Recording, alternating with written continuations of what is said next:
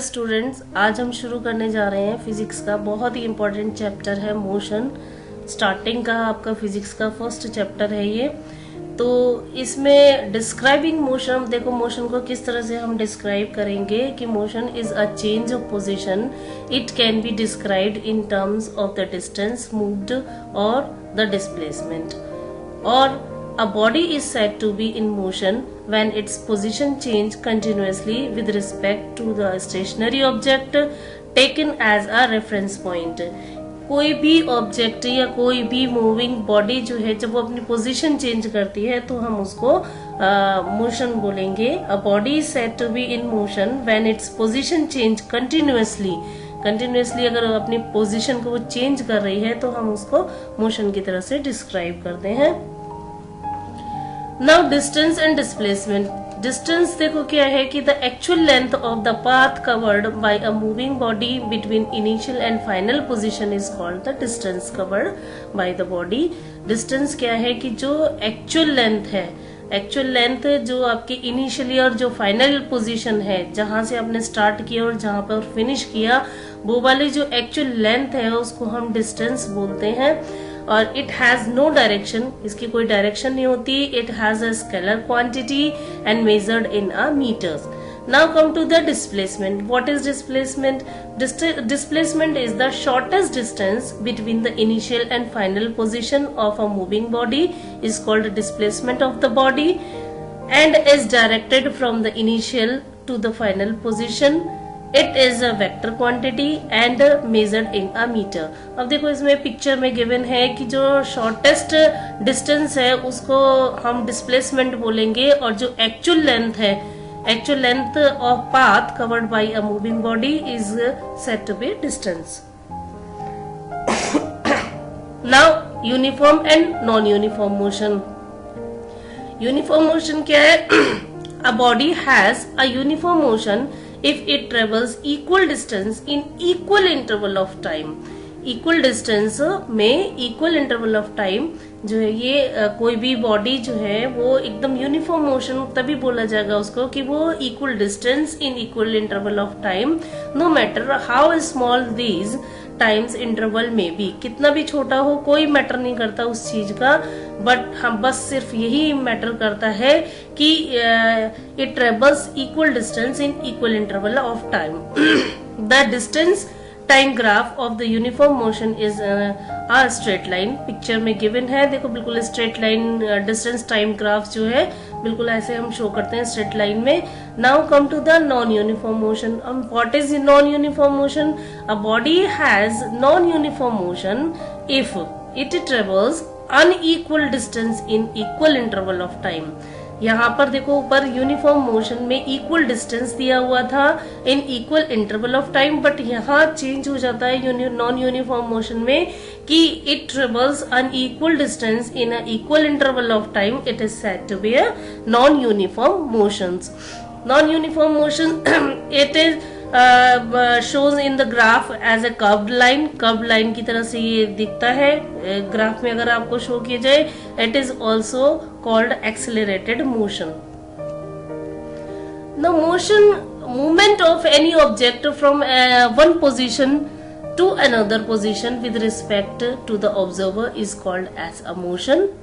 Motion along a straight line. Straight line में कैसे होता है कि when a object moves along a straight line the motion of the object is said rectilinear motion. For example motion of a car on a highway. Rectilinear motion कौन सा होता है कि बिल्कुल स्ट्रेट लाइन में कोई भी ऑब्जेक्ट मूव करता चला जा रहा है तो हम उसको स्ट्रेट लाइन मोशन बोलेंगे, रेक्टिलिनियर मोशन बोलेंगे। एग्जाम्पल्स है motion of the car on a highway. Now come to the vector and scalar quantity। What is vector quantity and what is a scalar quantity? देखो vector quantity is a quantity which have both magnitude and direction। जो vector quantity होती है उसमें magnitude भी होता है और direction भी होता है, दोनों चीजें होती है vector quantity में। For example force, position, etc। Scalar quantity में जो है scalar quantity is the quantity with which direction is not associated. Direction जो है वो एसोसिएटेड नहीं होता। For example mass, temperature, time etcetera. देखो इधर मैग्नीट्यूड इसमें दिए हुए मैग्नीट्यूड स्केलर और वेक्टर क्वांटिटी में मैग्नीट्यूड एंड डायरेक्शन दोनों गिवन है। आप इसमें कंपैरिजन करके भी देख सकते हो कि स्केलर क्वांटिटी जो है इसमें क्या क्या है, डिस्टेंस है, स्पीड है, टाइम है, मास है, temperature, pressure, kinetic energy, gravitation, potential, ये सारे सब एग्जांपल्स हैं स्केलर क्वांटिटी के। इसमें डायरेक्शन नहीं होता है, डायरेक्शन की रिक्वायरमेंट नहीं होती है, जबकि वेक्टर क्वांटिटी में मैग्नीट्यूड एंड डायरेक्शन दोनों ही चीजें होती हैं। अब वेक्टर क्वांटिटी की जो और एग्जांपल्स हैं वो क्या है, डिस्प्लेसमेंट है, वेलोसिटी है, acceleration, force, weight, movement, these are all vector quantities. Now speed. What is speed? The distance traveled by an object in a unit time is referred as a speed. It is represented as, कैसे हम इसको represent करते हैं, acceleration is equal to final velocity minus initial velocity upon time. तो its SI unit is meter per second. It is a scalar quantity है. Now come to the average speed. Average speed क्या है? For non-uniform motion, the average speed of an object is obtained by the dividing the total distance traveled by an object by the total time taken. Total average speed को आप कैसे कर सकते हो कि average speed is equal to total distance travelled upon total time taken. Now come to the velocity. Velocity देखो क्या है कि speed of an object in a particular direction is named as velocity. Speed जो आपकी speed थी, speed क्या है कि the speed of the body gives an idea of how slow और fast it is when it is moving. तो velocity में क्या डिफरेंस है, देखो velocity is the speed of an object in a particular direction named as a velocity. It is the displacement of the body in unit time. कैसे हम इसको represent करते हैं, रिप्रेजेंट देखो इसमें पिक्चर में गिवन है v is equal to s upon t. It is vector quantity. Average, when now come to the average velocity. So average velocity, it is given by the arithmetic means by the initial velocity and final velocity for a given period of time. हम ऐसे भी कह सकते हैं कि the average velocity या average speed of the body is the total distance traveled divided by the total time taken to cover this distance. Okay. Now come to the acceleration. Acceleration क्या है कि the rate of change of velocity as termed as acceleration. जो velocity में जो change आता है उसको हम acceleration बोलते हैं. It is represented as acceleration is equal to final velocity minus initial velocity upon time. Its SI unit is meter per second square. It is a vector quantity. The acceleration is taken to be positive if it is in the direction of velocity. अगर ये velocity की direction में अगर होता है तो हम इसको positive लेते हैं and negative when it is the opposite to the direction of the velocity. जब अपोजिट होगा तो हम इसको नेगेटिव लेंगे और अगर ये बिल्कुल उसी की पोजीशन में ही होगा, बिल्कुल सेम एज ही जैसे डायरेक्शन ऑफ वेलोसिटी है, तो उसको हम पॉजिटिव वे में लेंगे. Negative acceleration is also named as the retardation और डी एक्सेलरेशन. जो नेगेटिव एक्सेलरेशन है उसको हम रिटार्डेशन के नाम से भी जानते हैं और डी एक्सेलरेशन के नाम से भी जानते हैं. An object moving on a particular path through with the uniform speed is always said to be accelerated as it changes its directions every movement. Now uniform acceleration. Uniform acceleration when velocity of body change by equal amount in equal time interval, acceleration is said to be uniform. उसको uniform acceleration बोलेंगे. For example, motion of a freely falling ball. Now come to the next non-uniform acceleration. Non-uniform acceleration क्या है कि when velocity of the body changes by unequal amount of in equal interval of time. देखो वहाँ change था, वहाँ पर body changes y equal amount in a equal interval of time, और यहाँ पर जो है वो क्या है कि body changes when a velocity of a body change bye unequal amount in equal interval of time. Acceleration is said to be non-uniform motion, non-uniform acceleration. For example, motion of car. Now here is the graphical representation of motion. Graphical representation देखो motion की कि distance time graph for uniform speed. Distance time graph जो है uniform speed का, it is a straight line as shown in below.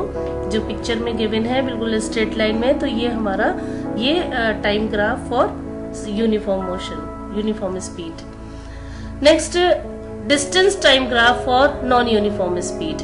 Distance time graph for the uniform speed is obtained by the form as the curved as shown given. Non uniform speed अगर आपको show करना है तो आप यहाँ पर जो है कर्व्ड के फॉर्म में इसको शो करेंगे. Third, distance time graph for body at rest. अगर कोई बॉडी रेस्ट पे है और वो नहीं चल रही है, मोशन में नहीं है, तो distance time graph for a body at rest is a straight line parallel to the time axes. X axes के बिल्कुल पैरेलल होगा, बिल्कुल एकदम पैरेलल होगा, तो उसको आप शो करेंगे कि ये जो है टाइम बॉडी जो है वो रेस्ट पे है. क्लियर? नॉन यूनिफॉर्म में कर्व्ड लाइन होगी, यूनिफॉर्म में बिल्कुल स्ट्रेट लाइन होती है, और अगर बॉडी रेस्ट पे है तो आपको पैरेलल लाइंस जो है वो शो करनी है parallel to the time axes. Now velocity time graph. Velocity time graph बिल्कुल ऐसे ही है, अब कोई ज्यादा डिफरेंस इसमें नहीं है. देखो, velocity time graph for uniform acceleration, velocity time graph जो है वो स्ट्रेट लाइन की तरह से होता है, बिल्कुल यूनिफॉर्म एक्सेलरेशन के लिए जैसे पहले था. और velocity time graph for non uniform acceleration, तो ये जिगजैग की लाइन की फॉर्म में होता है. जो वेलोसिटी टाइम ग्राफ है, पिक्चर गिवन है नीचे कि velocity time graph for non uniform acceleration is obtained as a zigzag line as shown below. Now come to the very important part of this chapters कि equations of motion. अब equations ये बहुत important है, equations of motion.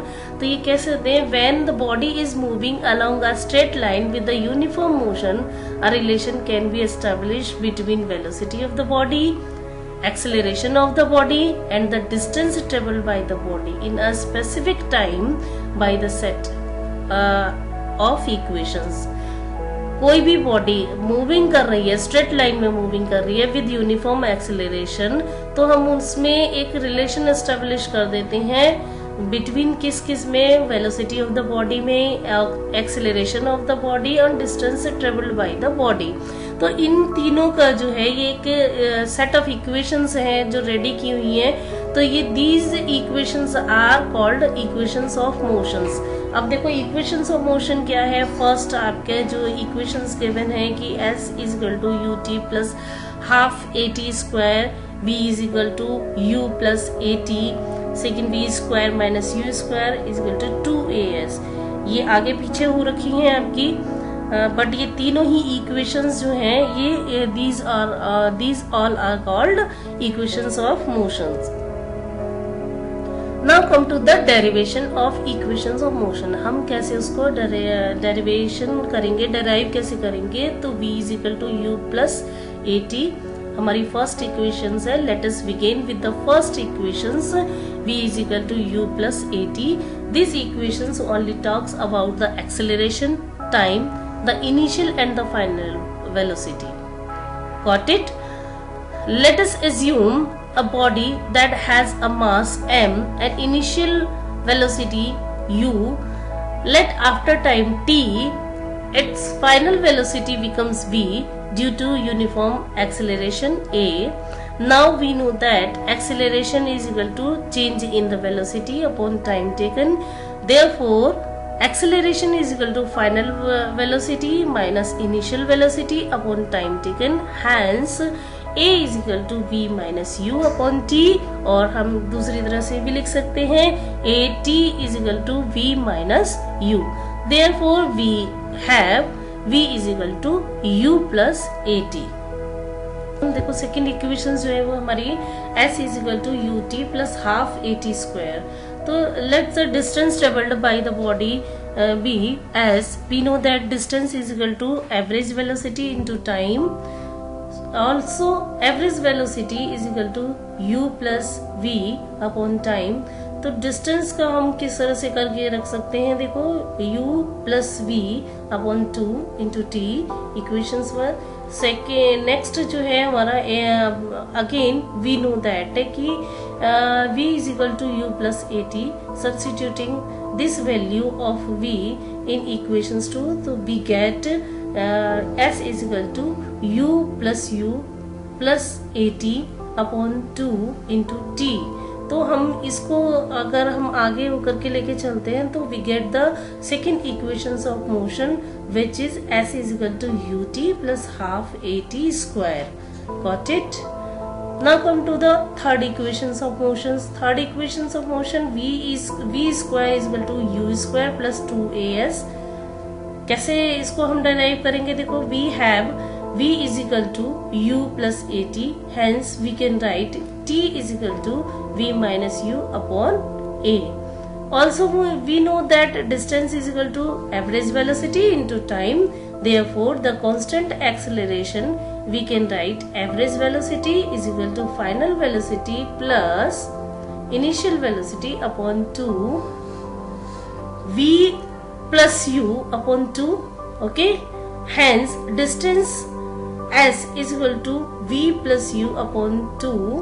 तो इसको हम आगे जैसे सॉल्व करेंगे तो then we get the second equations. हम इसी फॉर्म में लिख सकते हैं कि 2as is equal to v square minus u square और v square is equal to u square plus 2as. हम इस वे में भी लिख सकते हैं. तो दिस इज हमारे थर्ड इक्वेशंस.